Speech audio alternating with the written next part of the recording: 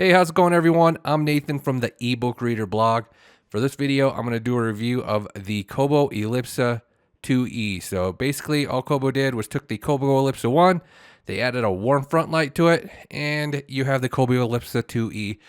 There are a few other little minor differences, but at the core of it, that's the main change. They also added some new stuff via the software for the notebook app, so we'll go over that here in a little bit. As far as the overall design, like I said, it's pretty much the same as the first gen Elipsa. You got the flush front screen, the 10.3 inch 225 ppi e-ink screen, and you've got the same sort of design, a little bit of a taper to it. On the back, they did add this texture to it, which is kind of nice, gives it a little bit more grip. It also has those little like feet on the edge right there, keeps it from sliding around on the table when you're writing. So yeah, on this side we've got the USB-C port, and they did add a bit of texture to the power button, as you can see right there. Makes it a little bit easier to locate without looking at it. So the other main change with the Elipsa 2E is Kobo redesigned their stylus. It has an eraser end on it now, and it's just got one button. It's got a different type of tip now too. It's a bit thicker. It feels like it'll last for a long time. It's pretty hard.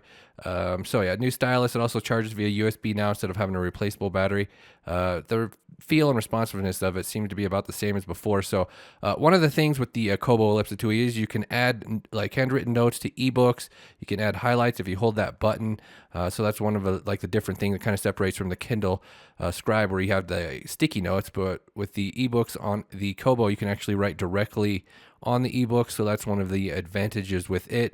So when you do write on these on your ebooks here, and then you resize the text, if it doesn't change, or if it does change like the layout of what you wrote on the screen, it will give this little, it's kind of hard to deal with this little the Kobo's pinch to zoom thing. It's kind of finicky, so it takes a little bit of time to get it exactly how you want. But what I was getting at here is it'll show these icons when you do the handwritten text here, when it resizes the page, and then you can tap on that to view your added notes. So that's how that works with ebooks.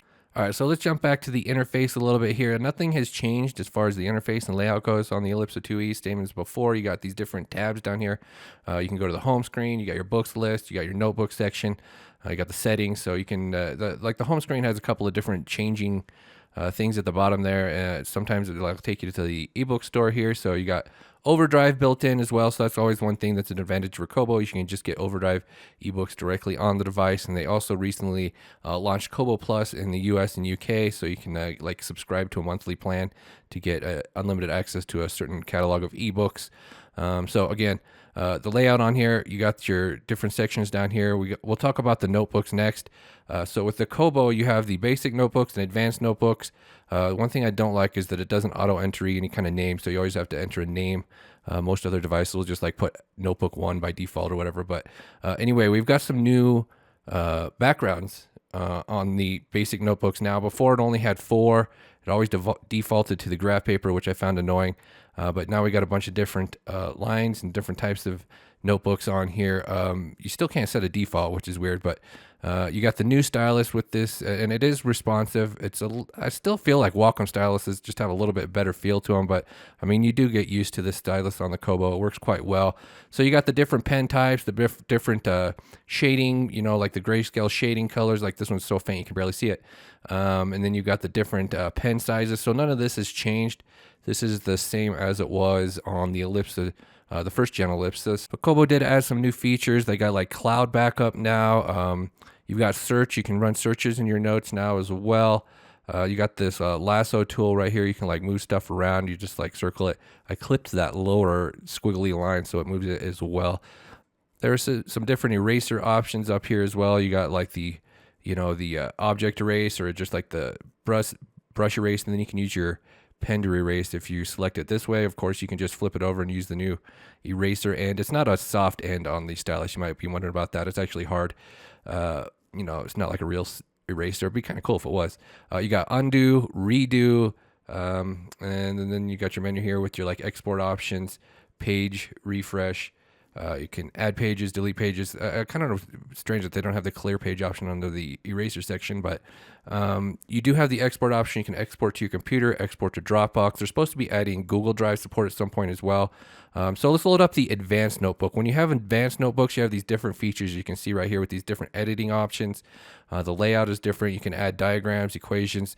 It's like a different writing experience. It also supports converting your handwritten notes to typed text. So if you write out a sentence here, when I write, it kind of shakes this camera, so I'm not gonna make you endure this for long. But if you go ahead and double tap on your handwritten notes, it'll convert it to typed text, which is pretty cool. You can export it this way. And then, like I said, with the advanced notebook, you have some different like gestures. So if you scribble lines on something, it'll erase it. You can circle stuff to make it italic. Underline will like make it bold. And if you like write a word that's too close together or something, like two words, so if we do this and then you put a line between them, it'll separate them. So there's some cool different things here that are like, kind of improve the speed of your writing and the workflow using the advanced notebooks. There's some other stuff up here on the menu as well. So you can add freeform section, like you have these math equations you can insert and diagrams and drawings and stuff like that. It'll open up this different window here. So not exactly an expert on the stuff. Not going to get into too much detail with it, but you get the idea. And then on here from the main page, you got your exporting options again. You can rename your notebooks, and they also added folder support on this one, and they also added the cloud backup, which is different or which is new. So you can also put folders within folders. So you didn't have any kind of folder support on the Elipsa one, but the Elipsa one's supposed to be getting a software update with this. The same software at some point, so it should have all these features too in the future. I'm waiting for them to release that software to do a comparison between the two generations. Right now, the second gen model is a little bit faster to like turn pages and open menus and stuff, just like a little bit. It does have a different processor, so I think that might be what it comes down to, but I'm going to wait until they do the software update. So here's a PDF. When it comes to PDFs, you can write on PDFs, you can do the highlight thing, but you can't adjust any settings at all. So like when you have the notebook and you have the different pen types, different shading, different sizes, you don't have that with PDFs. They did add this zoom lock feature a while back, so that's like the one feature they have added for PDFs. You got to be careful not to swipe. You swipe and it'll scroll, as you can see here. But if you tap the page, you can keep the zoom locked going from page to page on PDFs. One thing I really wish they'd add is contrast control. As you can see with this particular PDF, the text is pretty faint, but they don't have anything like that. You got your auto rotation lock up there. You can adjust the front light. Then we got the main settings menu in here for ebooks and PDFs. You got the header and footer options. You can disable them, or you can show like the time left in the chapter, stuff like that, or the pages left in the chapter. You can set the refresh frequency for how often the page will flash to do the full page refresh. We got dark mode, so you can invert the text to have, the black background with the white text. Kobo does this a little bit differently than like Amazon does with the Kindle, where the Kindle, everything will be inverted, including like the menus and the interface. With Kobo, they just invert, like the text. So if you like open up a menu or you open up the dictionary, it won't be inverted. It just inverts the text. So it's a little bit different than some other devices. So you've also got some different like tap zones on here in the settings menu. You can set up for paging forward and back and accessing the menu.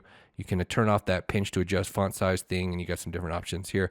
You've also got the ability to adjust the front light by swiping up and down the screen, which is kind of nice when you're reading. You can just sort of do it that way to fine tune the level to get exactly how you like without having to mess with going into the menus and stuff. So up here you got your font adjustment menu. They haven't changed anything here. I mean, this is how Kobo's devices have been for a long time, so I'm not going to really go into too much detail with this stuff. Got your estimated reading timer, give you kind of an idea how long the chapters are and whatnot, and then you've got some other settings up here as well. You can view your book details. So really nothing new to talk about here. This is standard Kobo features that they've had for quite a while now. Mostly they just added those new notebook features for like the basic notebook. And you got the warm front light now on the Elipsa 2E. So a lot of people are happy about getting the warm front light option. Unfortunately, they didn't upgrade the resolution of the screen. Like the Kindle Scribe has 300 ppi, this has 227 ppi. But I gotta say, it's not a huge difference really. I mean, it's not hard to read on the screen at all. You got your annotations list here, so anytime you add your handwritten notes or highlights or anything, it'll get added to this list. You can view here.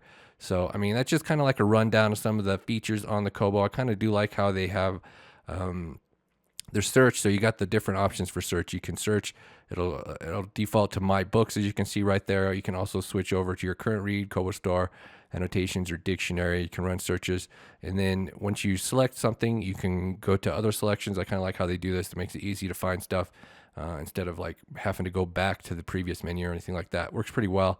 So I thought I'd load up a couple of comics on here as well. Kobos do support CBR, CBZ format. So when you do have a comic, though, you're not going to be able to write on the screen with a stylus, do any kind of markup or anything like that.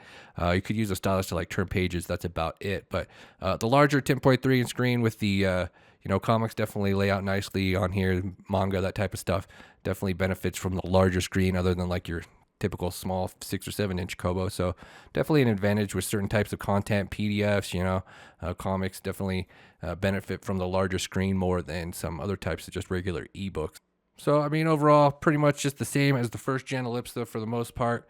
You got a warm front light now, not a whole lot of differences. I did want to show a couple of things here. So you got my articles for pocket articles you can get online. You got the overdrive support. So they also have this large print mode and the beta features, which is kind of cool with the large screen. You can scale up everything. So if you have poor eyesight, you can go ahead and use the large print mode. Definitely, it's kind of nice, being able to take advantage of the larger screen. Kobos also have some games and stuff in there in the beta features. So you can play solitaire if you want. It's kind of weird playing solitaire in black and white without being able to see the red and black colors. But I mean, you do get kind of used to it. So there are some different games on here as well. So that's pretty much it for this review. Check out the ebookreader.com for the full written review, and also have some comparison reviews between this and like the first gen model and the Kindle Scribe coming up. So stay tuned for that. If you have any requests, feel free to leave a comment on the ebook reader blog. Thank you guys for watching. Bye.